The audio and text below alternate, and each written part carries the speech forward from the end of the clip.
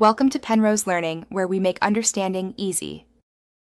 You begin by opening the workbook and enabling the Developer tab if needed. You must act now.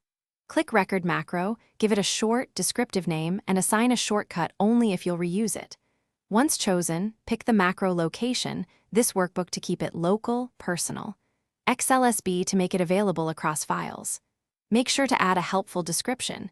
It saves time later and explains intent for anyone who opens this file.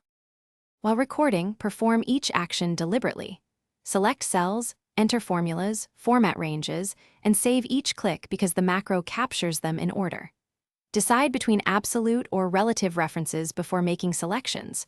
Relative lets the macro run from varied starting points. If a step becomes complex, pause or stop the recorder, make manual adjustments, then resume or re-record the segment. This keeps scripts clean. When finished, click Stop Recording and save your workbook, if stored in Personal. XLSB also save the Personal Macro workbook. Next, test the macro on sample data to confirm it performs the intended sequence and yields correct results. If something fails, step through the code in the VBA editor or re-record only the erroneous portion. Often a wrong cell reference causes issues. One troubleshooting tip. Enable the macro recorder while watching the VBA code to learn how actions translate into code.